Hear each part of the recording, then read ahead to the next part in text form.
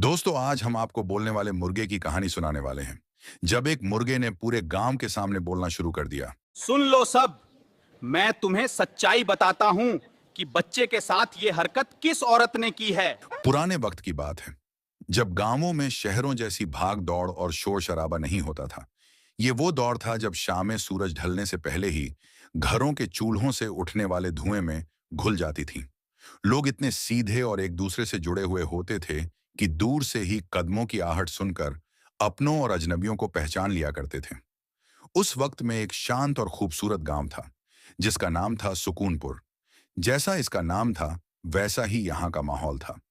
कच्ची मिट्टी के घर, ईंटों की संकरी गलियां और हर चौराहे पर एक अजीब सी सुकून भरी खामोशी तैरती रहती थी। इसी सुकूनपुर गांव में एक लड़की रहा करती थी, जिसका नाम था शायना।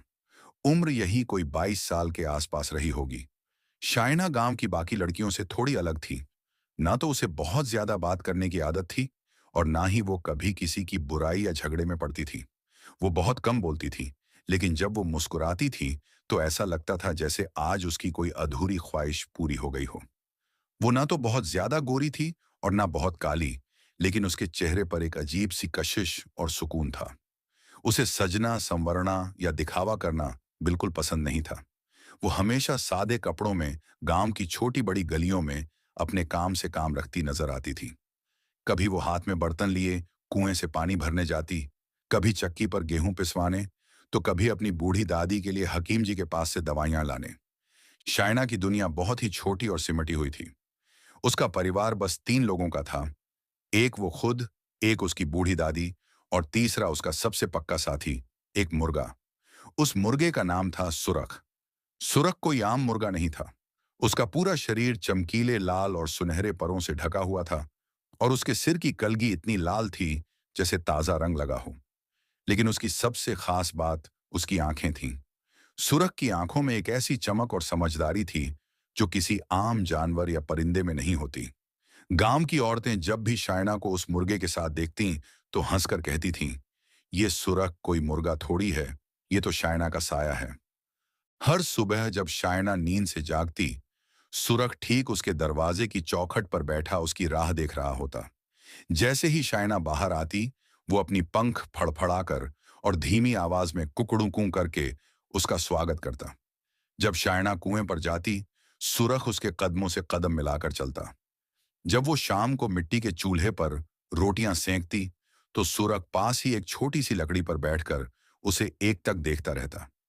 लोग सच ही कहते थे कि शायना कभी अकेली नहीं होती थी। उसका हर राज, उसका हर दुख सुख उस बेजुबान सुरख के सीने में दफन था। शायना जब उदास होती, तो वो इंसानों के बजाय सुरख से बातें करना पसंद करती। वो कभी धीरे धीरे, तो कभी थोड़ी तेज आवाज में सुरख को अपने दिल की बात बताती। और सुरख, वो अपनी गर्दन टेढ़ी करके आंखें झपकाकर ऐसे सुनता जैसे वो एक एक लफ्ज समझ रहा हो। कभी वो अपनी चोंच से शायना के हाथ को हल्के से सहलाता, तो कभी गर्दन हिलाकर जवाब देता। शायना की दादी बहुत बुजुर्ग हो चुकी थीं। उनकी उम्र 70 के पार थी। अब उनके शरीर में पहले जैसी ताकत नहीं बची थी। हड्डियां कमजोर हो गई थीं, मगर उनकी समझ और तजुर्बा बहुत पक्का था। एक वक्त था जब दादी पूरे गांव में दाई का काम किया करती थी। गांव में जब भी किसी औरत का बच्चा होने वाला होता, सबसे पहले दादी को ही बुलाया जाता था। अब वो काम नहीं कर पाती थीं, बस खाट पर बैठी पुरानी यादों में खोई रहती थीं। दादी बहुत अच्छी तरह जानती थीं कि शायना और सुरख के बीच का रिश्ता किसी जादू से कम नहीं है। एक दिन सुबह का वक्त था। हल्की हल्की मीठी धूप पूरे सुकूनपुर गांव में फैल रही थी। शायना ने अपनी बाल्टी उठाई और सुरख की तरफ देखकर मुस्कुराई। चल सुरख, पानी ले आए। सुरख ने अपने पर फड़फड़ाए और उसके पीछे पीछे चल दिया। आमतौर पर गांव के कुएं के पास औरतों की अच्छी खासी भीड़ होती थी। बातें और ठहाके गूंजते रहते थे। लेकिन उस दिन अजीब बात थी कि वहां कोई परिंदा भी नजर नहीं आ रहा था। कुएं के आसपास अजीब सा सन्नाटा पसरा हुआ था। शायना ने जैसे ही पानी खींचने के लिए बाल्टी कुएं में डाली, तभी पास की घनी झाड़ियों में कुछ सरसराहट की आवाज हुई। सुरख अचानक रुक गया। उसने अपनी गर्दन एकदम सीधी कर ली, उसके पर तन गए, और वो झाड़ियों की तरफ देखकर खतरे की आवाज निकालने लगा। शायना ने भी बाल्टी छोड़ दी और उसी तरफ देखने लगी। अचानक झाड़ियों के पीछे से एक साया निकला। वो एक आदमी था। उसने सिर से पैर तक काले कपड़े पहने हुए थे और उसका आधा चेहरा एक रुमाल से ढका हुआ था। वो तेजी से शायना की तरफ बढ़ा। शायना कुछ समझ पाती उससे पहले ही उस आदमी ने अपनी जेब से एक मुड़ा हुआ कागज निकाला और शायना के हाथों में थमा दिया। तू बच नहीं सकती, उसने बेहद भारी और डरावनी आवाज में कहा। शायना का दिल जोर से धड़कने लगा। उसके हाथ कांपने लगे। उसने डरते डरते वो कागज खोला। उस पर टूटी फूटी लिखावट में बस 4 शब्द लिखे थे। तू बच नहीं सकती। शायना का गला सूख गया। वो कुछ पूछना चाहती थी, लेकिन वो काले कपड़ों वाला आदमी पलक झपकते ही वहां से गायब हो गया और शायना उसे देखती रह गई। घर लौटते वक्त शायना के कदम लड़खड़ा रहे थे। सुरख बार बार उसके पैरों के पास आकर अपनी चोंच से उसके कपड़ों को खींचता, जैसे उसे हिम्मत दे रहा हो। घर पहुंचते ही दादी ने शायना का उतरा हुआ चेहरा देखा तो घबरा गई। क्या हुआ बिटिया? तेरा चेहरा इतना पीला क्यों पड़ रहा है? कोई था क्या वहां? दादी ने सवालों की झड़ी लगा दी, लेकिन शायना ने एक लफ्ज नहीं कहा। वो सीधे चूल्हे के पास गई और उस खत को सुलगती हुई आग में फेंक दिया। फिर उसने सुरख को उठाया और उसे अपने सीने से लगाकर वहीं बैठ गई। उस पूरी रात शायना सो नहीं पाई। उसकी नजरें बार बार चौखट की तरफ जाती थीं और सुरख भी रात भर उसके सिरहाने बैठकर पहरा देता रहा। खैर, ये तो बात हो गई शायना और उसके मुर्गे की। लेकिन इसी सुकूनपुर गांव के दूसरे हिस्से में एक पक्के मकान में एक नौजवान रहता था, जिसका नाम समीर था। उसकी उम्र लगभग 30 साल थी। गेहुआ रंग, अच्छी कदकाठी, लेकिन उसकी आंखों में हमेशा एक गहरी उलझन और उदासी नजर आती थी। समीर की बीवी का नाम समीना था। समीना सांवले रंग की एक बहुत ही सुलझी हुई और शांत औरत थी। वो घर के हर काम में माहिर थी। दोनों की शादी को अब 6 साल का लंबा अरसा बीत चुका था। शुरू के 2-3 साल दोनों की जिंदगी बहुत अच्छी गुजरी। गांव वाले उनकी मिसालें देते थे। लेकिन जैसे जैसे वक्त बीतता गया और उनके घर के आंगन में किसी बच्चे की किलकारी नहीं गूंजी, तो उनकी वो खुशी एक गहरे सन्नाटे और ताने बाने में बदलने लगी। जो रिश्तेदार पहले खुश होकर मिलने आते थे, अब वो दर्द भरी नजरों से देखते और कहते, समीर भाई, अब तो किसी बड़े हकीम को दिखाओ, उम्र निकलती जा रही है। शुरुआत में समीर ने बहुत सब्र रखा। समीना भी अपना पूरा ध्यान समीर की खुशी पर लगाती थी। वो सुबह से लेकर रात तक समीर की पसंद का खाना बनाने से लेकर उसके कपड़ों तक का ख्याल रखती। लेकिन जब शादी को 5-6 साल हो गए और कोई बच्चा नहीं हुआ, तो समीर के सब्र का बांध टूटने लगा। उसकी बातों में अब गुस्सा और कड़वाहट झलकने लगी थी। मुझे बच्चा चाहिए समीना, समीर अक्सर रात को कहता। मैं अब इस खाली घर और इन दीवारों को और नहीं देख सकता। मुझे इस घर में एक चिराग चाहिए। समीना हमेशा की तरह अपना सिर नीचे कर लेती। वो कभी पलट कर जवाब नहीं देती थी। उसकी खामोशी के पीछे एक बहुत बड़ा दर्द छुपा था, जिसे शब्दों में बताना नामुमकिन था। एक औरत के लिए मां न बन पाने का दर्द क्या होता है, ये सिर्फ वो जानती थी। एक रात बाहर तेज बारिश हो रही थी। बादल बहुत जोर से गरज रहे थे। समीर और समीना खाना खा रहे थे। अचानक समीर ने रोटी का निवाला बीच में ही छोड़ दिया और गुस्से से थाली को खिसका दिया। बस बहुत हो गया, समीर लगभग चिल्लाते हुए बोला। मैं अब और इंतजार नहीं कर सकता। मैं दूसरी शादी करूंगा। मुझे हर हाल में औलाद चाहिए, चाहे इसके लिए मुझे कुछ भी करना पड़े। समीना के हाथ रुक गए। उसकी आंखें फटी की फटी रह गईं। उसे लगा जैसे समीर ने उसके सीने में खंजर उतार दिया हो। वो काफी देर तक सुन्न बैठी रही। फिर वो बिना कुछ कहे उठी और धीरे से आंगन में जाकर बैठ गई। बारिश की ठंडी बूंदें उसके चेहरे पर गिर रही थीं, लेकिन उसे कुछ महसूस नहीं हो रहा था। उसके अंदर के सारे आंसू जैसे जम चुके थे। उस रात समीर मुंह फेर कर सो गया। समीना पूरी रात उसी बारिश में भीगती रही और उसी रात समीना ने अपने मन में एक खौफनाक फैसला कर लिया। अगर मैं अपनी जिंदगी में मां नहीं बन सकती, तो मैं इस घर में किसी और औरत को भी मां बनने का सुख नहीं भोगने दूंगी। अब तक समीना जो सिर्फ एक दुखी और बेबस औरत थी, अब उसके अंदर एक खतरनाक जलन और नफरत ने जन्म ले लिया था। उसे लगने लगा था कि दूसरी औरत के आते ही उसकी बची खुची इज्जत और पहचान सब मिट्टी में मिल जाएगी। उसने यह बात किसी को नहीं बताई, ना उसने कोई तमाशा किया, लेकिन उसकी आंखों की नरमी अब एक गहरी और डरावनी खामोशी में बदल चुकी थी। गांव में खबरें आग की तरह फैलती हैं। कुछ ही दिनों में सबको पता चल गया कि समीर दूसरी शादी करने वाला है। लोग तरह तरह की बातें बनाने लगे। बेचारी समीना, कितनी अच्छी औरत है, कोई कहता। अरे लेकिन औरत का क्या फायदा जब वो औलाद ही ना दे सके, कोई दूसरा ताना मारता। कहीं समीना ने कोई जादू टोना तो नहीं करवा रखा, जो खुद भी मां नहीं बन रही और आदमी को भी रोक रखा है। समीना ये सारी बातें सुनती, लेकिन होठों पर ताला लगाकर रखती। वो दिन भर समीर के सामने एक अच्छी और समझदार बीवी होने का नाटक करती, लेकिन रात के अंधेरे में वो घर की दीवारों को ऐसे घूरती जैसे कोई बहुत बड़ी साजिश रच रही हो। उसे अब गांव के बच्चों की हंसी से भी चिढ़ होने लगी थी। जब भी कोई बच्चा उसके घर के बाहर से हंसता हुआ गुजरता, वो अपने होंठ चबाने लगती थी। इसी बीच एक ऐसी खबर आई जिसने पूरे सुकूनपुर गांव में हलचल मचा दी। समीर ने अपने लिए लड़की चुन ली थी, और वो लड़की कोई और नहीं बल्कि सीधी सादी शायना थी। एक सुबह जब अभी धूप ठीक से खिली भी नहीं थी, समीर शायना के घर के दरवाजे पर पहुंचा। दादी आंगन में एक चारपाई पर बैठी सरसों के तेल से अपने दर्द करते घुटनों की मालिश कर रही थी। शायना अंदर काम कर रही थी, और सुरख अपनी आदत के मुताबिक चौखट पर किसी सिपाही की तरह तैनात था। समीर ने दरवाजे पर दस्तक दी। दादी ने आंखें सिकोड़ कर देखा। आदाब दादी, समीर ने अदब से कहा। दादी थोड़ी हैरान हुई। जीते रहो बेटा, सुबह सुबह कैसे आना हुआ, सब ठीक तो है? समीर धीरे से चारपाई के किनारे बैठ गया।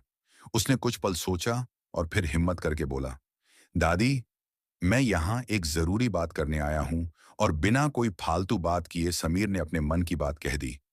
मैं शायना का हाथ मांगने आया हूँ। ये सुनते ही दादी के हाथ रुक गए। तेल की कटोरी उनके हाथ से छूटकर नीचे गिर गई। शायना का रिश्ता? दादी ने ऐसे पूछा जैसे उन्हें अपने कानों पर यकीन ना हुआ हो। जी, समीर ने नजरें झुकाकर कहा। मैं चाहता हूं कि शायना मेरी बीवी बने। दादी ने एक लंबी सांस ली। उनका चेहरा गंभीर हो गया। और तुम्हारी वो पहली बीवी समीना का क्या? मैं अपनी बच्ची का घर बसाने के लिए किसी और बच्ची का घर नहीं उजाड़ सकती। मैं समीना को नहीं छोड़ रहा दादी, समीर ने साफ आवाज में कहा। लेकिन वो मां नहीं बन सकती। मैंने अपनी जिंदगी के 6 साल दिए हैं उसे। मैं अब बहुत अकेला महसूस करता हूं। मुझे एक औलाद चाहिए। दादी ने समीर की आंखों में देखा। वहां कोई झूठ या फरेब नहीं था, बल्कि एक थके हुए इंसान की बेबसी थी। देख बेटा, दादी ने अपना लहजा थोड़ा नरम करते हुए कहा, शायना बहुत ही नाजुक और सीधी बच्ची है। उसने आज तक किसी को पलटकर जवाब नहीं दिया है। अगर तुम्हारी पहली बीवी या तुमने उसे जरा सी भी तकलीफ दी, तो मैं खामोश नहीं बैठूंगी। ये बात याद रखना। मैं आपसे वादा करता हूं दादी, समीर ने फौरन कहा। मैं शायना को कोई तकलीफ नहीं होने दूंगा। उसे इस घर में पूरा सम्मान मिलेगा। दादी की आंखें थोड़ी नम हो गईं। उन्होंने अंदर जाकर अपने संदूक से एक पुराना लेकिन बहुत ही खूबसूरत लाल रंग का दुपट्टा निकाला। ये ले जा बेटा, मेरी तरफ से रिश्ता पक्का समझ। जब समीर खुशी खुशी बाहर निकलने लगा, तो सुरख जो अब तक सब सुन रहा था, समीर के पैरों के पास आया। उसने अपनी गर्दन ऊपर उठाई और समीर को एक तक देखा। समीर वहीं रुक गया। उसने झुककर सुरख के लाल परों पर प्यार से हाथ फेरा। तू भी चलेगा ना हमारे साथ? तेरे बिना तो शायना का मन ही नहीं लगेगा। सुरख ने जवाब में एक मीठी सी कुकड़ुकू की, जैसे उसने समीर का प्रस्ताव मंजूर कर लिया हो। कुछ ही हफ्तों में शादी का दिन आ गया। शादी बहुत ही सादगी से हुई। गांव के लोग अब भी तरह तरह की बातें कर रहे थे। किसी ने कहा, शायना जैसी सीधी लड़की उस समीना का सामना कैसे करेगी? किसी ने सुरख को देखकर मजाक किया, लो जी, इस घर में बीवी के साथ साथ एक मुर्गा भी दहेज में आ रहा है। शादी के बाद शायना अपने नए घर में आ गई। उसके साथ सुरख और दादी भी आ गए थे। समीर ने अपना वादा निभाया था। उसने बिना किसी ऐतराज के दादी को भी अपने ही घर में रख लिया था। उसने शायना के लिए एक अलग कमरा सजाया था, जिसमें सुरख के बैठने के लिए भी एक खास ऊंची जगह बनवाई गई थी। अब जब भी समीर खेतों से लौटता, तो सुरख फड़फड़ाता हुआ उसके पास जाता। समीर भी सुरख के लिए खेतों से चुगने के लिए खास दाने लेकर आता। शायना, तेरा ये परिंदा तो मेरी भी जान बन गया है, समीर हंसते हुए कहता। शायना की जिंदगी में बहुत सी खुशियां आ गई थीं। वो सुबह उठकर घर का काम करती, दादी का ख्याल रखती और सुरख के साथ बातें करती। लेकिन इस घर के दूसरे हिस्से में एक भयानक तूफान पल रहा था। समीना। समीना सामने से शायना के साथ बहुत अच्छा बर्ताव करती थी। बहन, ये नई चूड़ियां तुम पर बहुत झंझ रही हैं, समीना मुस्कुराकर कहती। और तुम्हारा ये सुरख भी तो बिल्कुल तुम्हारे जैसा ही प्यारा है। शायना, जो दुनियादारी की चालाकियों से अनजान थी, समीना की इन बातों को सच मान लेती थी। लेकिन जब समीना पलटती, तो उसके चेहरे की मुस्कान गायब हो जाती और उसकी आंखों में एक खतरनाक झड़ तैरने लगता। वो उस घर में अब एक मेहमान जैसी हो गई थी। समीर अब ज्यादातर वक्त शायना के साथ बिताता था। समीना बस दूर खड़ी अपने उजड़ते हुए घर को देखती रहती। सुरख इस घर में अकेला था, जो समीना की इस झूठी मुस्कान के पीछे का सच देख पा रहा था। जब भी समीना शायना के करीब आती, सुरख बेचैन हो जाता। वो कभी समीना के पैरों के पास अपनी चोंच मारता, तो कभी जोर जोर से आवाजें निकालने लगता। वो अपनी बेजुबान भाषा में शायना को आगाह करने की कोशिश करता था कि इस औरत पर भरोसा मत करना। शादी को अभी कुछ ही महीने गुजरे थे कि उस घर में वो खुशी आ ही गई, जिसका समीर को सालों से इंतजार था। शायना मां बनने वाली थी। एक खूबसूरत सुबह थी। धूप पूरे आंगन में फैली हुई थी। सुरख दरवाजे पर बैठा अपनी चोंच साफ कर रहा था। शायना ने जाकर दादी को धीरे से ये खुशखबरी सुनाई। दादी ने खुशी से शायना का माथा चूम लिया। सुरख भी समझ गया कि कुछ बहुत अच्छा हुआ है। वो आकर शायना के पैरों से लिपट गया। समीर जब काम से लौटा और उसे ये बात पता चली, तो उसकी खुशी का कोई ठिकाना ना रहा। वो शायना के सामने बैठ गया और बोला, शायना, तुम मेरी जिंदगी में खुशियां बनकर आई हो। समीर ने उस दिन सुरख को भी गले लगा लिया। सुन ओए सुरख, तू तो इसका पुराना साथी है, अब तुझे इसके बच्चे का भी दोस्त बनना है। पूरा घर खुशियों से झूम रहा था। लेकिन उस घर के एक अंधेरे कमरे में समीना खड़ी थी। वो खिड़की से ये सब देख रही थी। उसकी आंखें लाल हो चुकी थीं और उसकी मुट्ठियां इतनी जोर से भींची थीं कि उसके नाखून हथेलियों में गड़ गए थे। शायना की ये खुशी समीना की बर्दाश्त से बाहर हो चुकी थी। अब समीना का इंतजार खत्म हो चुका था। अब वो सिर्फ जलने वाली नहीं थी। अब वो कुछ ऐसा करने वाली थी जिससे इस घर की सारी खुशियां हमेशा हमेशा के लिए दुखों और गम में बदल जाएं। शायना की जिंदगी में उम्मीद की एक नई किरण आ चुकी थी। उसके आंगन में जल्द ही एक नन्ही जान आने वाली थी। जैसे जैसे वक्त गुजर रहा था, शायना के चेहरे पर एक अजीब सा इत्मीनान और सुकून बढ़ता जा रहा था। समीर की तो जैसे दुनिया ही बदल गई थी। वो जो समीर कभी कभी उदास और खामोश रहता था, अब बात बात पर मुस्कुराता था। वो खेतों से लौटते वक्त कभी शायना के लिए ताजे फल लेकर आता, तो कभी कोई मीठी चीज। और इन सब के बीच सुरख, वो लाल सुर्ख मुर्गा, शायना का और भी ज्यादा ख्याल रखने लगा था। अब वो शायना को अकेला बिल्कुल नहीं छोड़ता था। जब शायना आंगन में धूप सेंकने बैठती, तो सुरख उसके पैरों के पास आकर बैठ जाता। अगर शायना को जरा सी भी खांसी आती या वो उठने में कोई तकलीफ महसूस करती, तो सुरख फौरन अपनी आवाज में कुकड़ू कूं करता और पंख फड़फड़ाकर दादी को बुला लाता। गांव की जो औरतें पहले सुरख को देखकर मजाक उड़ाती थीं, अब वो भी दांतों तले उंगली दबा लेती थीं। वो आपस में फुसफुसाती, ये मुर्गा नहीं, कोई इंसान की तरह बनना चाहता है। देखो कैसे अपनी शायना की हिफाजत करता है। लेकिन इसी घर के दूसरे हिस्से में एक भयानक खामोशी पल रही थी। वो हिस्सा था समीना का। जहां एक तरफ शायना के कमरे से हंसी और खुशियों की आवाजें आती थीं, वहीं समीना का कमरा एक डरावने सन्नाटे में डूब चुका था। समीना अब पहले से भी ज्यादा चुप रहने लगी थी। वो ना किसी से ज्यादा बात करती, ना किसी काम में हिस्सा लेती। लेकिन उसकी आंखें हर वक्त शायना की तरफ टिकी रहती थीं, खासकर शायना के बढ़ते हुए पेट की तरफ। समीर अब घर आता तो सीधा शायना के कमरे में जाता। समीना अगर रास्ते में खड़ी भी होती, तो समीर बस एक नजर डालता और आगे बढ़ जाता। रात के वक्त भी समीर अब सिर्फ उसी कमरे में सोता जहां शायना होती थी। समीना अपने उसी पुराने बिस्तर पर अकेली लेटी रहती, जहां वो कभी इस घर की इकलौती बहू हुआ करती थी। अब वो बस एक साया बनकर रह गई थी, जिसे कोई नहीं देखता था। वो रात रात भर जागती और छत को घूरती रहती।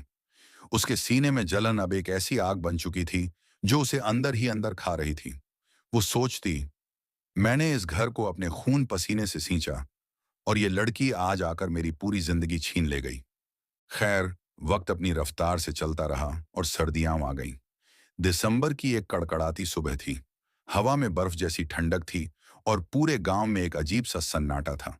तभी समीर के घर से एक तेज चीख गूंजी, दादी, वक्त आ गया है।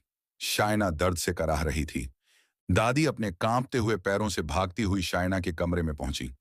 आंगन के एक कोने में बैठा सुरख भी हड़बड़ाकर उठ खड़ा हुआ। वो समझ गया था कि कुछ बड़ा होने वाला है। वो कमरे के दरवाजे के पास जाकर बेचैनी से इधर उधर टहलने लगा। गांव से दाई को बुलाकर लाया गया। घर में एक अजीब सी घबराहट और इंतजार था। कुछ ही घंटों बाद उस सर्द और खामोश सुबह को चीरती हुई एक नन्ही सी किलकारी गूंजी। शायना ने एक बहुत ही खूबसूरत गोरे चिट्टे लड़के को जन्म दिया था। उसकी आंखें बिल्कुल अपनी मां शायना जैसी थीं और माथा समीर जैसा। समीर जब कमरे में गया और उसने पहली बार अपने बेटे को गोद में उठाया तो उसकी आंखों से खुशी के आंसू छलक पड़े। उसने पहले शायना का माथा चूमा और रुंधी हुई आवाज में बोला, शायना, आज मैं बहुत खुश हूं। दादी ने उस नन्ही जान को अपने गले से लगाया और उनके होंठों पर एक मीठी सी मुस्कान तैर गई। तभी दरवाजे से सुरख अंदर आया। वो दबे पांव धीरे धीरे चलते हुए बिस्तर के पास पहुंचा। उसने अपनी गर्दन ऊंची की और उस नन्हे से बच्चे को बहुत गौर से देखा। फिर उसने एक बहुत ही धीमी और मीठी सी आवाज निकाली, जैसे वो भी उस बच्चे का इस दुनिया में स्वागत कर रहा हो। उस बच्चे का नाम रखा गया अरहान। अरहान के आने से घर की पूरी तस्वीर ही बदल गई। समीर अब अपना सारा वक्त सिर्फ शायना और अरहान के साथ गुजारता। वो शहर से अरहान के लिए नए नए खिलौने लाता, छोटे छोटे कपड़े लाता और रात को उसे अपनी छाती पर सुलाकर लोरी सुनाता। लेकिन इन खुशियों के शोर में किसी को उस टूटती हुई औरत की आवाज सुनाई नहीं दी जो हर रोज तिल तिल कर मर रही थी। समीना। समीना अब इस घर में एक पुराने और फटे हुए कपड़े की तरह हो गई थी, जिसे कोई इस्तेमाल नहीं करता। वो दूर खड़ी होकर देखती कि कैसे समीर अरहान को हवा में उछालकर हंसाता है। वो देखती कि कैसे शायना और समीर एक साथ बैठकर बातें करते हैं। उसकी अपनी कोई पहचान नहीं बची थी। उसे लगने लगा था कि अब इस घर में उसके लिए कोई जगह नहीं है। उसके अंदर पलने वाली जलन अब एक बहुत ही खतरनाक और खौफनाक फैसले में बदल चुकी थी। उसने ठान लिया था कि जो खुशी उसे नहीं मिली वो इस घर में किसी और को भी नहीं मिलने देगी। एक रात की बात है। समीर किसी बहुत जरूरी काम से पास के शहर गया हुआ था। उसे लौटने में 2 दिन लगने वाले थे। घर में सिर्फ दादी, शायना, समीना, छोटा सा अरहान और सुरख मौजूद थे। वो रात बहुत अंधेरी और भयानक थी। आसमान पर काले बादल छाए हुए थे और हवाओं की आवाज किसी डरावने साए की तरह गूंज रही थी। घर में सब लोग गहरी नींद में सो चुके थे। दादी और शायना दिन भर के काम से थकी हुई थी, इसलिए उन्हें जल्दी नींद आ गई थी। आंगन में सिर्फ एक लालटेन जल रही थी, जिसकी रोशनी हवा से बार बार कांप रही थी। समीना ने अपने कमरे का दरवाजा बहुत ही आहिस्ता से खोला। उसके कदमों में कोई आहट नहीं थी। वो बिल्कुल किसी चोर की तरह बिना आवाज किए चल रही थी। उसका चेहरा पत्थर जैसा सख्त था और आंखों में एक खतरनाक चमक थी। वो सीधा उस कमरे की तरफ बढ़ी जहां शायना और अरहान सो रहे थे। समीना ने दबे पांव कमरे में कदम रखा। शायना बेसुध सो रही थी। सुरख, जो हमेशा शायना के पास सोता था, आज ठंड की वजह से आंगन में लकड़ी के एक गर्म कोने में बैठा हुआ था। समीना ने बिस्तर के पास जाकर देखा। नन्हा अरहान गहरी नींद में था, इस बात से बिल्कुल अनजान कि उसके साथ क्या होने वाला है। समीना ने बहुत ही खामोशी से अरहान को उठाया, उसे एक मोटे कपड़े में लपेटा और बिना कोई आवाज किए कमरे से बाहर निकल गई। लेकिन सुरख की नींद बहुत कच्ची थी। हवा के तेज झोंके और कदमों की हल्की सी आहट से उसकी आंख खुल गई। उसने देखा कि अंधेरे में कोई बाहर की तरफ जा रहा है। शुरू में उसे लगा कि शायद शायना होगी, लेकिन जब उसने गौर से देखा तो वो साया समीना का था और उसके हाथ में एक गट्ठर था। सुरख के अंदर का डर जाग गया। वो बिना आवाज किए अपनी जगह से उठा और दबे पांव समीना के पीछे पीछे चल पड़ा। समीना घर से निकलकर गांव के बाहर वाले घने और डरावने जंगल की तरफ जा रही थी। रात का अंधेरा इतना गहरा था कि हाथ को हाथ सुझाई नहीं दे रहा था। पेड़ों के बड़े बड़े साए किसी डरावनी परछाई जैसे लग रहे थे। लेकिन समीना के दिल में अब कोई डर नहीं था। वहां सिर्फ और सिर्फ नफरत भरी थी।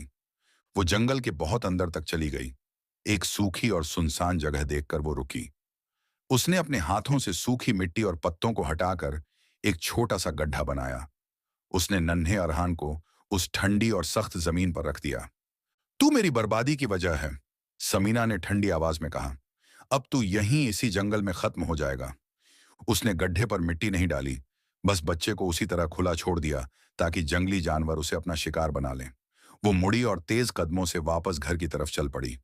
सुरख, जो अब तक एक पेड़ के पीछे छुपकर ये सब देख रहा था, जैसे ही समीना वहां से गई, वो फौरन तेजी से अरहान के पास पहुंचा। अरहान ठंड से कांप रहा था और बहुत ही धीमी आवाज में रो रहा था। सुरख को समझ नहीं आ रहा था कि वो क्या करे। वो कोई इंसान तो था नहीं जो बच्चे को गोद में उठा ले। सुरख ने अपने बड़े बड़े लाल पंखों को पूरी तरह से फैला दिया और अरहान के ऊपर एक छतरी की तरह बैठ गया, ताकि बच्चे को जंगल की सर्द हवाओं से बचाया जा सके। उसने अपनी चोंच से अरहान के कपड़े को थोड़ा और खींचकर उसे ढकने की कोशिश की। सुरख पूरी रात बिना हिले डुले उसी तरह बैठा रहा। वो बीच बीच में अपनी गर्माहट से बच्चे को ठंड से बचा रहा था। रात बहुत लंबी और खौफनाक थी। जंगल से जानवरों की अजीब अजीब आवाजें आ रही थीं। सुरख डर से कांप रहा था, लेकिन उसने अरहान को एक पल के लिए भी अकेला नहीं छोड़ा। धीरे धीरे रात का अंधेरा छंटने लगा और सुबह की पहली किरण जंगल के पत्तों को चीरती हुई जमीन पर पड़ी। सुरख पूरी रात जागने की वजह से बहुत थक चुका था। उसे पता था कि वो इस बच्चे को ऐसे ही यहां नहीं छोड़ सकता। तभी उसने देखा कि जंगल के दूसरे छोर पर कुछ दूरी पर एक पुरानी सी घास फूस की झोपड़ी है और वहां से धुआं उठ रहा है। सुरख ने अरहान के कपड़े के एक हिस्से को अपनी चोंच में बहुत ही मजबूती से दबाया। बच्चा छोटा था और मुर्गे में इतनी ताकत नहीं थी कि वो उसे उठा सके, लेकिन सुरख ने अपनी पूरी ताकत लगा दी। वो अपनी चोंच से कपड़े को खींचता हुआ धीरे धीरे जमीन पर घसीटते हुए उसे झोपड़ी की तरफ ले जाने लगा। हर एक कदम उसके लिए बहुत मुश्किल था। झोपड़ी के बाहर एक बहुत ही बूढ़े आदमी लकड़ियां काट रहे थे। उन्हें लोग जंगल वाले बाबा कहते थे। अचानक बाबा की नजर उस नजारे पर पड़ी। एक मुर्गा, जो अपनी चोंच में एक कपड़े का गट्ठर दबाए उसे खींच रहा था। बाबा ने अपनी कुल्हाड़ी छोड़ी और दौड़कर वहां पहुंचे। जब उन्होंने कपड़े को हटाकर देखा, तो उनके होश उड़ गए। अंदर एक नन्हा सा बच्चा था, जो ठंड से सिकुड़ा हुआ था। बाबा ने फौरन बच्चे को उठाया और उसे अपने सीने से लगा लिया। ये बच्चा इस घने जंगल में, बाबा ने हैरानी से कहा। उन्होंने सुरख की तरफ देखा। सुरख की आंखें लाल हो चुकी थीं और वो हाँफ रहा था। बाबा समझ गए कि इस परिंदे ने अपनी जान पर खेलकर इस बच्चे को बचाने की कोशिश की है। बाबा बच्चे को लेकर झोपड़ी के अंदर गए, आग जलाई और बच्चे को गर्म किया। सुरख भी उनके पीछे पीछे अंदर आ गया और बच्चे के पास ही बैठ गया। उधर सुकूनपुर गांव में सुबह हो चुकी थी। सूरज की किरणें आंगन में फैल चुकी थीं। दादी की आंख खुली तो उन्होंने देखा कि शायना अभी तक सो रही है, जबकि वो हमेशा सुरख की आवाज से जल्दी उठ जाती थी।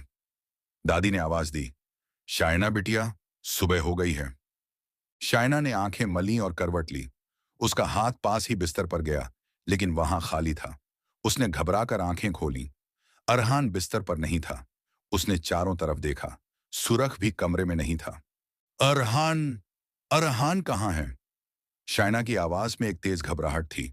वो पागलों की तरह बिस्तर से उठी। उसने पूरा कमरा छान मारा, कपड़ों के पीछे देखा, चारपाई के नीचे देखा। कहीं कुछ नहीं था। दादी, मेरा अरहान, मेरा बच्चा कहाँ है? शायना जोर जोर से रोने लगी। उसकी चीख सुनकर दादी अंदर आई। खाली बिस्तर देखकर उनका भी दिल बैठ गया। घर में कोहराम मच गया। चीख पुकार सुनकर समीना भी अपने कमरे से बाहर आ गई। उसके चेहरे पर झूठी हैरानी और आंखों में नकली घबराहट थी। क्या हुआ शायना? तू ऐसे क्यों चीख रही है? समीना ने पूछा। मेरा बच्चा, मेरा अरहान नहीं मिल रहा और सुरख भी कहीं नहीं है। शायना अपने बाल नोचते हुए जमीन पर गिर पड़ी। समीना ने अपने दोनों हाथों से अपना मुंह ढक लिया और झूठा रोने का नाटक करते हुए बोली, दादी दादी, ये क्या हो गया? बच्चा कहाँ जा सकता है? लेकिन अंदर ही अंदर समीना के सीने में एक शैतानी खुशी नाच रही थी। उसे लगा कि उसका काम पूरा हो गया। कुछ ही देर में यह खबर पूरे गांव में फैल गई। हर कोई समीर के घर के बाहर जमा हो गया। लोग तरह तरह की बातें करने लगे।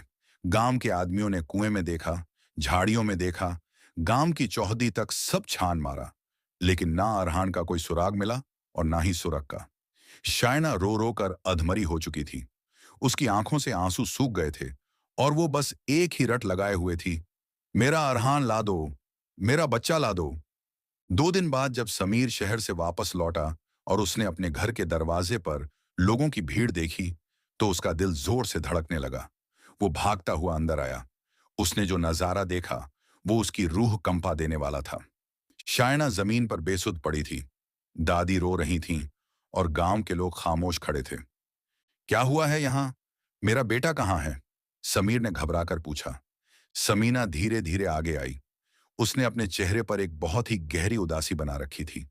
वो समीर के पास आई और कांपती हुई आवाज में बोली, समीर, हमें माफ कर दो, हम अरहान को नहीं बचा सके। समीर का दिमाग सुन्न पड़ गया। क्या बकवास कर रही हो तुम? कहाँ है मेरा बच्चा? समीना ने झर से बुझे हुए तीर छोड़ने शुरू किए। समीर, वो जो मुर्गा था ना, सुरख, वो 2 दिन से अरहान को बहुत अजीब नजरों से देख रहा था। मैंने खुद देखा था कि वो बच्चे के पास जाकर उसे घूरता रहता था। मुझे शक है रात को जब हम सब सो रहे थे तो वो मुर्गा ही बच्चे को घसीट कर जंगल की तरफ ले गया होगा। क्या? समीर की आंखें गुस्से और हैरानी से फटी रह गईं। हाँ समीर, समीना ने अपना झूठा रोना तेज कर दिया। जब सुबह आंख खुली तो ना बच्चा था और ना वो मुर्गा। सब कहते हैं कि जानवर कई बार बच्चों से जलने लगते हैं। उस मुर्गे ने उस मुर्गे ने हमारे बच्चे को मार दिया या किसी जंगली जानवर के आगे डाल दिया। वहां खड़े कुछ गांव वालों ने भी समीना की बात में हाँ मिला दी। अक्सर ऐसा होता है समीर भाई, जानवर पालना कभी कभी भारी पड़ जाता है। वो मुर्गा था तो एक जानवर ही ना। समीर के अंदर का आदमी अब एक पागल इंसान में बदल चुका था। उसका दिमाग काम करना बंद कर चुका था। वो अब तक का सबसे शांत और समझदार समीर नहीं रहा था। उसके अंदर बस एक ही आग जल रही थी, अपने बेटे को खोने की आग। उसने पलटकर जमीन पर पड़ी शायना को देखा। उसकी आंखों में खून उतर आया था। वो 2 कदम आगे बढ़ा और जोर से चिल्लाया, शायना, निकल जा मेरे घर से। शायना ने अपने आंसुओं से भीगे चेहरे को उठाया। उसे लगा जैसे उसने गलत सुना है। समीर, तुम क्या कह रहे हो? तूने सुना नहीं? निकल जा यहां से। समीर की आवाज से पूरा घर गूंज उठा। तेरी और तेरे उस मनहूस परिंदे की वजह से मैंने अपना सब कुछ खो दिया। तू ही उस मुर्गे को अपने सिर पर बिठा कर रखती थी। आज उसी ने मेरे बेटे को खा लिया। वो उसे जंगल में लेकर भाग गया। शायना के पास बोलने के लिए कोई लफ्ज नहीं थे। वो पत्थर बन चुकी थी। जिस इंसान ने उसे बेइंतहा मोहब्बत दी थी, वही इंसान आज बिना कोई सच जाने उसे घर से निकाल रहा था। दादी समीर के पैरों में गिर पड़ी। ऐसा मत कर बेटा, मेरी बच्ची का कोई कसूर नहीं है। उस बेजुबान परिंदे पर इल्जाम मत लगा। ये कोई बहुत बड़ी साजिश है। लेकिन समीर अंधा हो चुका था। उसने अपना मुंह फेर लिया। मुझे कोई बात नहीं सुननी। मैं इस औरत का चेहरा अपनी जिंदगी में दोबारा नहीं देखना चाहता। इसे और इसके सामान को अभी इसी वक्त मेरे घर से बाहर निकालो। गांव के कुछ लोग आगे आए और उन्होंने शायना का सामान बांधकर आंगन में रख दिया। शायना ने एक बार भी कोई सफाई देने की कोशिश नहीं की। जब इंसान अंदर से पूरी तरह टूट जाता है तो उसके पास रोने के लिए भी ताकत नहीं बचती। शायना उठी।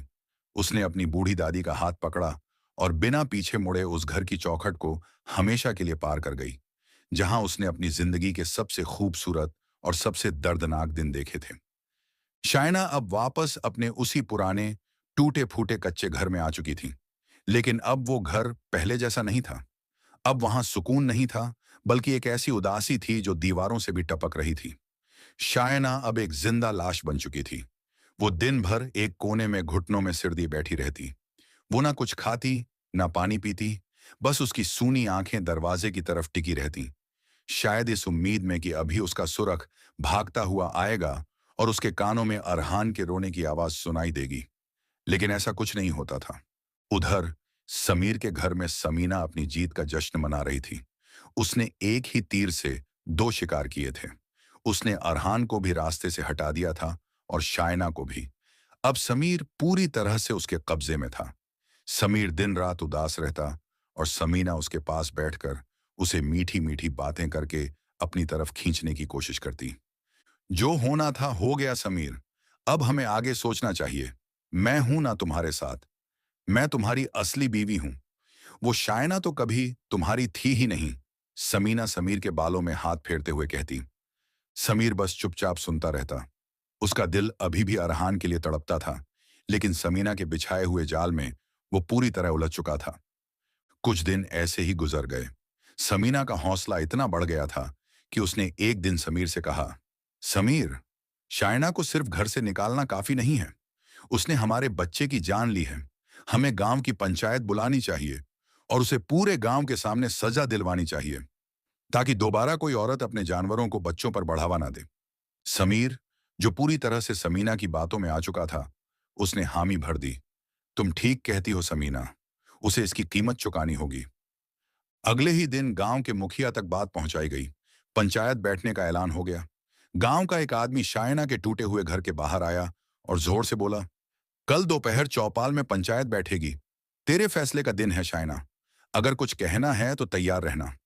दादी ये सुनकर वहीं जमीन पर बैठ गईं। अब क्या सजा बाकी रह गई है देने को? उन्होंने रोते हुए कहा। लेकिन शायना ने ना तो अपना सिर उठाया और ना ही कोई जवाब दिया। वो अभी भी उसी खामोशी के भंवर में फंसी थी। उसे किसी पंचायत, किसी सजा से कोई डर नहीं था, क्योंकि उसकी तो दुनिया ही लुट चुकी थी। अगले दिन सुकूनपुर गांव की दोपहर एक आम दोपहर नहीं थी। आज गांव की पुरानी चौपाल में पंचायत बैठी थी और ऐसा लग रहा था जैसे पूरा गांव ही वहां इकट्ठा हो गया हो। हर चेहरा एक अजीब सी बेचैनी और तमाशा देखने की चाहत से भरा हुआ था। खचाखच भरी चौपाल में चारों तरफ फुसफुसाहटें हो रही थीं। कोई समीर के साथ हमदर्दी जता रहा था, तो कोई शायना की लापरवाही पर ताने कस रहा था। चौपाल के बीचों बीच एक पुरानी खाट पर गांव के मुखिया और कुछ बड़े बुजुर्ग बैठे थे। उनके ठीक सामने समीर खड़ा था। उसका चेहरा गुस्से से लाल था और नसें तनी हुई थीं। समीर के पीछे समीना खड़ी थी। उसने अपने सिर पर पल्लू रखा हुआ था, आंखें नीची कर रखी थीं, लेकिन उस पल्लू के पीछे उसके होंठों पर एक बहुत ही शातिर और जहरीली मुस्कान छुपी हुई थी। उसे लग रहा था कि आज उसका रास्ता हमेशा हमेशा के लिए साफ हो जाएगा। तभी भीड़ को चीरते हुए दो साएं आगे बढ़े। वो शायना और उसकी बूढ़ी दादी थीं। शायना को देखकर एक पल के लिए लोगों की फुसफुसाहटें रुक गईं। उसके बाल बिखरे हुए थे, चेहरा एकदम उतरा हुआ और पीला पड़ चुका था। उसकी आंखें रो रो कर सूज गई थीं और उनमें अब आंसुओं की जगह एक खौफनाक सूखापन आ गया था। वो ऐसे चल रही थी जैसे उसके शरीर में कोई जान ही ना हो। दादी उसे सहारा देकर ला रही थी। शायना आकर चुपचाप एक किनारे जमीन पर बैठ गई। उसने एक बार भी नजर उठाकर समीर या पंचायत की तरफ नहीं देखा। उसे अब किसी फैसले से कोई फर्क नहीं पड़ता था, क्योंकि उसका तो सब कुछ उसका बेटा पहले ही मर चुका था। मुखिया ने अपना गला साफ किया और भारी आवाज में बोलना शुरू किया, हम सब आज यहाँ एक बहुत ही गंभीर मामले के लिए जमा हुए हैं। समीर ने अपनी बीवी शायना पर इल्जाम लगाया है कि उसकी लापरवाही की वजह से उसका इकलौता बेटा अरहान खो गया है या मारा गया है। समीर का कहना है कि शायना ने अपने बच्चे से ज्यादा उस परिंदे, उस मुर्गे को तवज्जो दी, जो आखिर में बच्चे को लेकर कहीं गायब हो गया या जंगल में चला गया। पीछे से भीड़ में से एक औरत चिल्लाई, अरे मुखिया जी, जानवर तो जानवर होता है। जो औरत अपने बच्चे को जानवरों के हवाले छोड़ेगी, उसका यही अंजाम होगा। मुखिया ने हाथ उठाकर सबको शांत कराया। शायना, मुखिया ने उसकी तरफ देखते हुए कहा, तुझे अपनी सफाई में कुछ कहना है? अगर तूने सच नहीं बताया तो पंचायत तुझे इस गांव से हमेशा के लिए निकाल देगी। शायना वैसे ही जमीन को घूरती रही। उसके होंठ हिले तक नहीं। दादी आगे आईं और रोते हुए हाथ जोड़कर बोली, मुखिया जी, मेरी बच्ची ने ये जुर्म नहीं किया है। वो अपने बच्चे से अपनी जान से भी ज्यादा प्यार करती थी। ये कैसे हो सकता है कि कोई मुर्गा इतने बड़े बच्चे को उठाकर ले जाए? इसके पीछे कोई और बात है, कोई चाल है। दादी, अब इन झूठी बातों का कोई फायदा नहीं। समीर बीच में ही गुस्से से चिल्लाया। मैंने खुद इस औरत को उस मनहूस मुर्गे के साथ बातें करते देखा है। उसी परिंदे ने मेरे बेटे को मार डाला है और मैं इस औरत को कभी माफ नहीं करूंगा। समीना ने भी अपना नकली रोना शुरू कर दिया। हाय मेरा अरहान, कितना प्यारा बच्चा था। इस औरत की वजह से वो दरिंदों का शिकार हो गया। मुखिया ने गहरी सांस ली और फैसला सुनाने के लिए आगे बढ़े। चूंकि शायना के पास अपनी गलती को सही साबित करने का कोई सबूत नहीं है और वो कुछ बोल भी नहीं रही है, इसलिए पंचायत ये फैसला करती है कि अभी मुखिया का जुमला पूरा भी नहीं हुआ था कि अचानक चौपाल के आखिरी सिरे से एक जोरदार शोर उठा। लोगों की भीड़ एकदम से दो हिस्सों में बंटने लगी। सब लोग मुड़ मुड़कर पीछे देखने लगे। एक अजीब सी खलबली मच गई। अरे रास्ता दो, ये कौन है? पीछे से किसी की आवाज आई। तभी भीड़ चीरकर एक बूढ़ा आदमी पंचायत के बीचों बीच आ खड़ा हुआ। उनके कपड़े फटे पुराने थे, कमर झुकी हुई थी और चेहरे पर घनी सफेद दाढ़ी थी। ये जंगल वाले बाबा थे, लेकिन लोगों की नजर बाबा पर नहीं थी, बल्कि उनकी गोद में थी। बाबा की गोद में एक नन्हा सा बच्चा था, जो बिल्कुल महफूज था और बाबा के सीने से चिपका हुआ था और बाबा के ठीक कदमों के साथ साथ सीना तान कर चलता हुआ आ रहा था। सुरख, वो लाल मुर्गा जिसके परों पर अभी भी जंगल की खाक लगी हुई थी, लेकिन उसकी आंखें आज किसी शेर की तरह चमक रही थीं। पूरी चौपाल में जैसे सांपों ने फुंफकार मारनी बंद कर दी हो। एक ऐसा सन्नाटा छा गया कि अगर कोई सुई भी गिरती तो उसकी आवाज सुनाई दे जाती। सबकी आंखें फटी की फटी रह गईं। ये ये तो अरहान है, भीड़ में से किसी ने कांपती आवाज में कहा। और ये वही मुर्गा है, ये जिंदा है। शायना, जो अब तक पत्थर बनी बैठी थी, उसके कानों में जैसे अरहान नाम पड़ा। उसके शरीर में बिजली सी दौड़ गई। उसने झटके से सिर उठाया। सामने बाबा की गोद में उसका लाल था। शायना की आंखों से आंसुओं का एक सैलाब फूट पड़ा। वो पागलों की तरह अपनी जगह से उठी और दौड़ती हुई बाबा के पास पहुंची। उसने कांपते हाथों से अरहान को बाबा की गोद से छीन लिया और उसे अपने सीने से ऐसे लगा लिया जैसे कोई अपनी खोई हुई चीज वापस पा लेता है। वो जमीन पर बैठ गई, बच्चे को चूमने लगी, सूंघने लगी और जोर जोर से रोने लगी। मेरा बच्चा, मेरा अरहान, तू जिंदा है, मेरा लाल जिंदा है। शायना की दर्द भरी पुकार सुनकर चौपाल में खड़े कई लोगों की आंखें भीग गईं। समीर तो जैसे पत्थर जैसा बन गया था। उसे अपनी आंखों पर यकीन नहीं हो रहा था। वो दौड़कर शायना के पास आया और बच्चे को देखने लगा। अरहान, मेरा बेटा। तभी जंगल वाले बाबा ने अपनी दमदार आवाज में पूरी पंचायत को कहा, हाँ, ये बच्चा जिंदा है और इसे किसी इंसान ने नहीं, बल्कि ये बेजुबान परिंदा इसकी टोकरी खींचकर मेरे पास लाया है। बाबा ने सुरख की तरफ इशारा किया। समीना का चेहरा एकदम सफेद पड़ चुका था। उसके माथे पर पसीने की बूंदें चमकने लगी थीं। उसके पैरों के नीचे से जमीन खिसक चुकी थी। वो दबे पांव पीछे खिसकने की कोशिश करने लगी। क्या मतलब है तुम्हारा बाबा? मुखिया ने हैरानी से पूछा। ये बच्चा जंगल में कैसे पहुंचा और ये मुर्गा इसके साथ क्या कर रहा था? बाबा ने पूरी बात तफसील से बताई। 3 रात पहले, जब कड़ाके की ठंड थी और तूफान आ रहा था, मैंने अपनी झोपड़ी के बाहर एक अजीब नजारा देखा। ये परिंदा, बाबा ने सुरख की तरफ देखा, ये एक मोटे कपड़े से ढकी टोकरी को अपनी चोंच में दबाकर जमीन पर घसीटता हुआ मेरी झोपड़ी तक ला रहा था। जब मैंने करीब जाकर देखा तो उस कपड़े में ये बच्चा लिपटा हुआ था। इस मुर्गे ने पूरी रात अपने परों तले इस बच्चे को उस भयानक ठंड और जंगली जानवरों से बचाने की कोशिश की है। ये खुद ठंड से कांप रहा था, लेकिन इसने बच्चे को कुछ नहीं होने दिया। लोग हैरानी से एक दूसरे की तरफ देखने लगे। किसी को अपने कानों पर यकीन नहीं हो रहा था कि एक मुर्गा ऐसा भी कर सकता है। लेकिन असली तमाशा तो अभी बाकी था। सुरख, जो अब तक शांति से खड़ा था, उसने अचानक अपनी गर्दन घुमाई। उसकी लाल आंखें सीधे समीना पर जाकर टिक गईं। सुरख के पर एकदम तन गए। उसने एक बहुत ही भयानक और तेज कुकड़ुकू की आवाज निकाली और हवा में उड़ता हुआ सीधा समीना की तरफ झपटा। बचाओ! समीना चीख पड़ी। सुरख ने अपनी चोंच और पंजों से समीना पर ऐसा हमला किया कि वो जमीन पर गिर पड़ी। सुरख लगातार उसके पैरों पर, उसके कपड़ों पर चोंच मार रहा था। वो इतने गुस्से में था जैसे आज उसे कच्चा चबा जाएगा। अरे हटाओ इसे, ये पागल हो गया है। समीना जमीन पर लेटकर बचने की कोशिश कर रही थी। समीर और कुछ लोगों ने आगे बढ़कर सुरख को पीछे हटाया। सुरख पीछे तो हट गया, लेकिन उसकी आंखें अभी भी समीना को घूर रही थीं। पूरा गांव इस नजारे को देखकर सन्न था। ये परिंदा सिर्फ समीना पर ही क्यों हमला कर रहा है? तभी पंचायत में बैठे एक बहुत ही तजुर्बेकार और जानवरों को समझने वाले बुजुर्ग, जिनका नाम सुल्तान चाचा था, अपनी जगह से खड़े हुए। सुल्तान चाचा ने अपनी छड़ी जमीन पर टिकाई और भारी आवाज में बोले, खामोश, सब शांत हो जाओ। सुल्तान चाचा धीरे धीरे चलते हुए सुरख के पास आए। उन्होंने सुरख की आंखों में बहुत गहराई से देखा। सुरख भी सुल्तान चाचा को देखने लगा। ये परिंदा पागल नहीं हुआ है, सुल्तान चाचा ने कहा। ये हमें कुछ बताने की कोशिश कर रहा है। इसके अंदर एक बहुत बड़ा राज छुपा है। मैं जानवरों की हरकतें समझता हूं। सुल्तान चाचा सुरख के सामने बैठ गए और बहुत ही प्यार से पूछा, बता मेरे बहादुर दोस्त, उस रात क्या हुआ था? ये बच्चा जंगल में कैसे पहुंचा? सब लोग दम साधे देख रहे थे कि भला एक मुर्गा क्या जवाब देगा। सुरख ने अपने परों को जोर से फड़फड़ाया। वो समीना की तरफ मुड़ा, अपनी चोंच से जमीन पर 3-4 बार जोर से वार किया और फिर जंगल की तरफ इशारा करने लगा। सुल्तान चाचा ने आंखें बंद की और बोले, ये कह रहा है कि किसी ने बच्चे को जानबूझकर जंगल में फेंका था, किसी इंसान ने। ये सुनते ही पंचायत में हड़कंप मच गया। किसने फेंका था?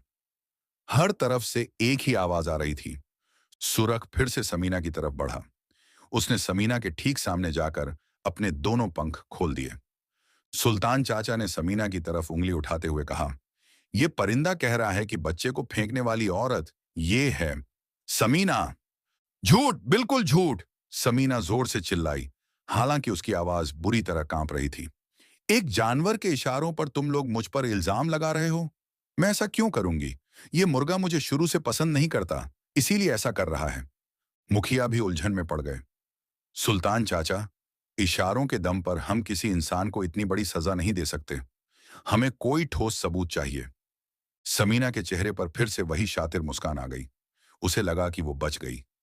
एक मुर्गे के इशारे अदालत या पंचायत में नहीं माने जाते। लेकिन तभी कुछ ऐसा हुआ जिसने सुकूनपुर गांव की तारीख हमेशा के लिए बदल दी। सुरख, जो अब तक सिर्फ इशारे कर रहा था, वो अचानक सीधा खड़ा हो गया। उसने अपना सीना फुलाया। उसने एक बार शायना और अरहान को देखा और फिर पंचायत की तरफ मुड़ा। उसकी चोंच खुली और उसमें से मुर्गे की आवाज नहीं, बल्कि एक बहुत ही साफ और स्पष्ट इंसानी आवाज गूंज उठी। इसने फेंका था, रात के अंधेरे में समीना ने अरहान को जंगल के गड्ढे में फेंका था। वो आवाज ना तो बहुत भारी थी और ना ही बहुत पतली, लेकिन उसमें ऐसा असर था कि हवा का चलना तक रुक गया। जो लोग बैठे थे वो खड़े हो गए, जो खड़े थे उनके पैर कांपने लगे। चौपाल में ऐसा सन्नाटा छा गया जैसे बेहोशी गुजर गई हो। समीर के हाथ से उसकी छड़ी छूटकर जमीन पर गिर गई। मुखिया की आंखें फटी की फटी रह गईं। दादी ने डर के मारे अपना मुंह ढक लिया। सुरख यही नहीं रुका। वो समीना की आंखों में आंखें डालकर इंसानी आवाज में ही आगे बोला, तूने सोचा था अंधेरे में तुझे कोई गांव वाला नहीं देखेगा। तूने अरहान को ठंडी जमीन पर मरने के लिए छोड़ दिया था और कहा था कि तू मेरी बर्बादी की वजह है। मैं तेरे पीछे पीछे गया था समीना। मैंने देखा था तेरे काले दिल का सच। एक परिंदे की जुबान से इंसानी अल्फाज सुनकर लोगों के रोंगटे खड़े हो गए। किसी को अपनी आंखों और कानों पर यकीन नहीं हो रहा था, लेकिन हकीकत उनके सामने खड़ी बोल रही थी। समीना का घमंड, उसकी चालाकी, उसका सारा गुरूर एक ही पल में चूर चूर हो गया। जब एक परिंदा गवाह बनकर बोल पड़े तो इंसान कहाँ छुप सकता है? समीना का दिमागी संतुलन जैसे बिगड़ गया। वो पागलों की तरह जमीन पर अपने बाल नोचते हुए चीखने लगी, हाँ, हाँ, मैंने फेंका था उसे। मैंने ही उसे जंगल में मरने के लिए छोड़ा था। समीना जोर जोर से रोते हुए अपना जुर्म कबूल करने लगी। मैं जलती थी इस शायना से। इसने मेरा घर, मेरा पति सब छीन लिया था। मैं मां नहीं बन सकती थी, तो मैंने सोचा कि मैं इसे भी मां नहीं रहने दूंगी। मैं चाहती थी वो बच्चा जंगल के जानवर खा जाए। समीना के खुद के मुंह से ये भयानक सच सुनकर पूरे गांव में नफरत की एक लहर दौड़ गई। औरतें थू थू करने लगीं। समीर का चेहरा, जो पहले गुस्से से लाल था, अब शर्म और पछतावे से बिल्कुल सफेद पड़ चुका था। उसके अपने पैरों ने उसका वजन उठाने से इनकार कर दिया। वो धड़ाम से जमीन पर गिर पड़ा। उसे याद आने लगे अपने वो खौफनाक लफ्ज जो उसने शायना को कहे थे। उसने एक प्यारी बीवी को घर से निकाल दिया था, उस औरत के कहने पर जो एक कातिल थी। समीर घिसटता हुआ शायना के पास पहुंचा। उसने शायना के सामने जाकर हाथ जोड़ लिए और फूट फूट कर रोने लगा। मुझे माफ कर दे शायना, मुझे माफ कर दे। मैं अंधा हो गया था। मैं एक बहुत ही बुरा इंसान हूं। मैंने तेरी सच्चाई पर शक किया और एक डायन की बात पर यकीन कर लिया। मेरे अंदर कोई अक्ल नहीं बची थी। मुझे कोई भी सजा दे दे, लेकिन मुझे छोड़कर मत जा। शायना, जो अपने अरहान को सीने से लगाए बैठी थी, उसने समीर की तरफ देखा। उसकी आंखों में अब कोई शिकायत नहीं थी, लेकिन एक बहुत ही गहरा सबक था। उसने बहुत ही शांत लेकिन मजबूत आवाज में कहा, समीर, रिश्ते शक की बुनियाद पर नहीं, यकीन की बुनियाद पर टिकते हैं। तुमने एक बार भी मुझसे सच जानने की कोशिश नहीं की। अगर आज ये बेजुबान सुरख गवाही ना देता, तो तुम तो मुझे उम्र भर के लिए गलत मान चुके थे। मैंने तुम्हें माफ किया, लेकिन इसलिए नहीं कि मुझे तुम्हारे घर की जरूरत है, बल्कि इसलिए क्योंकि मेरे बेटे को अपने बाप की जरूरत है। शायना की बातें सुनकर समीर फूट फूट कर रोता रहा। मुखिया ने अब अपना फैसला सुनाने के लिए आवाज बुलंद की, आज जो कुछ हमने देखा है, उसने एक बहुत बड़ा सच हमारे सामने ला खड़ा किया है। समीना, मुखिया ने उसकी तरफ गुस्से से देखते हुए कहा, तूने एक प्यारे बच्चे की जान लेने की कोशिश की और एक साफ सुथरे घर को आग लगाई। सुकूनपुर गांव में तेरे जैसी औरत के लिए कोई जगह नहीं है। पंचायत का यह फैसला है कि तुझे इसी वक्त, इसी हाल में गांव से बाहर निकाला जाता है। अगर आज के बाद तूने इस गांव की चौखट पर कदम भी रखा, तो तेरा वो अनजान होगा जो तूने सोच भी नहीं होगा। गांव वालों ने एक सुर में मुखिया के फैसले का साथ दिया। कुछ औरतों ने आगे बढ़कर समीना को बालों से पकड़ा और उसे धक्के मारते हुए गांव की सरहद की तरफ ले गईं। समीना रोती रही, गिड़गिड़ाती रही, लेकिन किसी ने उस पर तरस नहीं खाया। उसे उसके किए की सजा मिल चुकी थी। शाम ढल रही थी। सुकूनपुर गांव का आसमान सुनहरे रंग में रंग चुका था। समीर ने खुद शायना का सामान उठाया और उसे पूरे सम्मान के साथ वापस अपने घर ले आया। दादी भी खुशी खुशी साथ आई और उनके आगे आगे सीना ताने एक दोस्त की तरह चल रहा था सुरख। घर के आंगन में पहुंचकर समीर ने सुरख को अपने दोनों हाथों में उठा लिया और उसे अपने गले से लगा लिया। तू सिर्फ एक परिंदा नहीं है सुरख, तू मेरे इस घर का दोस्त है। तूने आज मुझे बता दिया कि कभी कभी इंसान भी जानवरों से ज्यादा गिर जाते हैं। सुरख ने एक मीठी सी आवाज निकाली और फड़फड़ाकर शायना की गोद में जा बैठा। उस दिन के बाद से उस घर में फिर सब लोग सुकून से रहने लगे। अरहान थोड़ा बड़ा होने लगा और उसका दोस्त और कोई नहीं बल्कि सुरख ही था। अरहान पूरे आंगन में दौड़ता और सुरख उसके पीछे पीछे भागता। गांव के लोग जब भी वहां से गुजरते तो ठिठक कर सुरख को जरूर देखते। वो अब सिर्फ एक मुर्गा नहीं था, बल्कि पूरे गांव के लिए वफादारी की एक जीती जागती मिसाल बन चुका था। और जब भी कभी रात के सन्नाटे में सुरख आवाज लगाता, तो लोग मुस्कुराकर कहते, पहरेदार जाग रहा है। और इस तरह यह कहानी पूरी हुई। इस वीडियो को लाइक करना ना भूलें। शुक्रिया।